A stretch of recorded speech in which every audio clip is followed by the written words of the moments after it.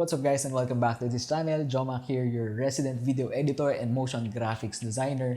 Now, this particular episode number 8, we're gonna talk about the basic skills that you need in order to get hired as a video editor. Pag-uusapan natin dito is yung bare minimum, yung basics na kailangan mo lang aralin kung gusto mong gawin to ng mabilisan. Ano yung kailangan mong malaman for you to get hired by your clients. So without further ado, let's learn those 4 basic skills that you need and jump into the video. So ang first skill na kailangan mo malaman, of course, yung basics. Kasama na dito yung pagka-cut ng mga videos, paglalagay ng background music, pag-a-adjust ng volume ng audio, and rendering. Right? So napakasimple guys.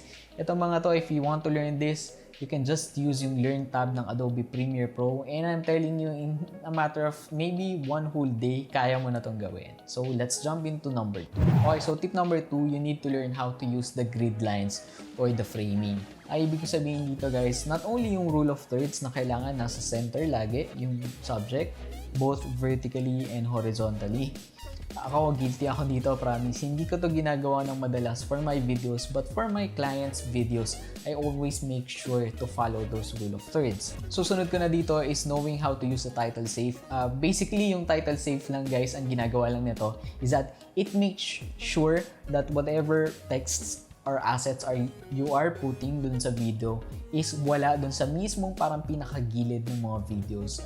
Bear in mind, very important to for professional work because a lot of the projects that you would be doing hindi lang sa isang platform nilalagay. For example, it can be used for YouTube, Facebook, Instagram, or kung ano mang social media ang ginagamit ni clients, kung saan niya planong i-push. And a lot of the times, if you don't know how to use the title safe, magkakaroon ng parang patong-patong. For example, yung humaharang yung video mo, yung mga text na nilalagay mo sa captions ng YouTube.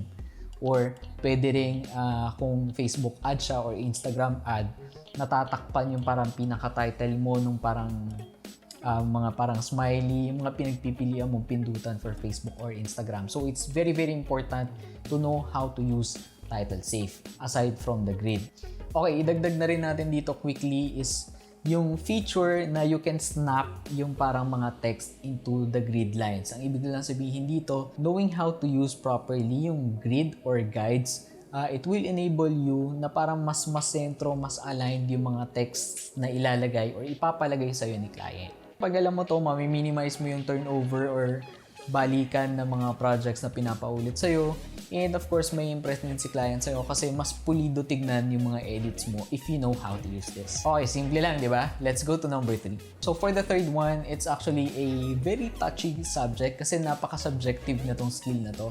It's the color correction. Now, disclaimer guys, first and foremost, hindi ako magaling sa color correction. What I just usually do is use yung parang basics ng Lumetri color. Ang ginagawa ko lang dyan is in-auto-correct ko lang. I'm just making sure na hindi masyadong marami yung parang mga background noise or hindi grainy yung footage.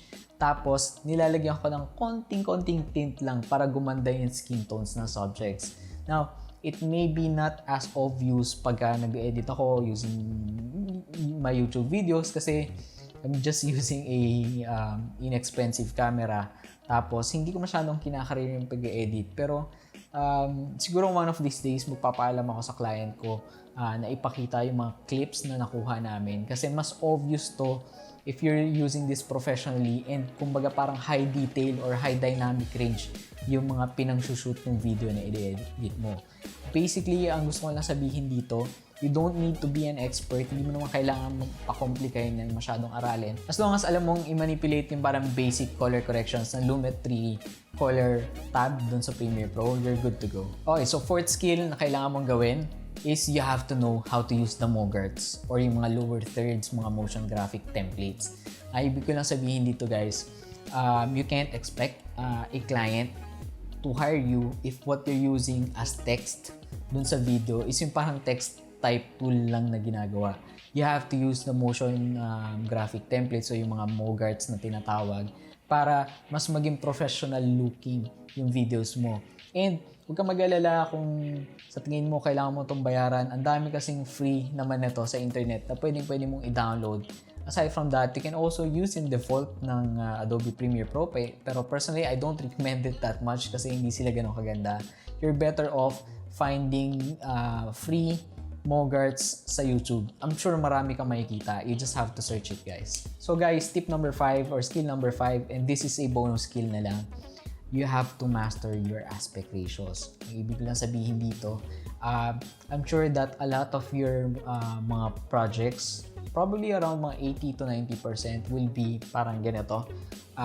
1920 yung lapad, tapos 1080 yung taas, or maybe 4K. But you also have to master kung ano yung tamang aspect ratio for Facebook cover, for Facebook feed, for Instagram stories and Facebook stories, yung mga ganyan. Kasi I'm sure that somewhere down the line, you will have clients na hindi gumagamit ng standard aspect ratio, and makakatulong for you na ma-master how to manipulate the aspect ratio and adjust your edits or your assets accordingly.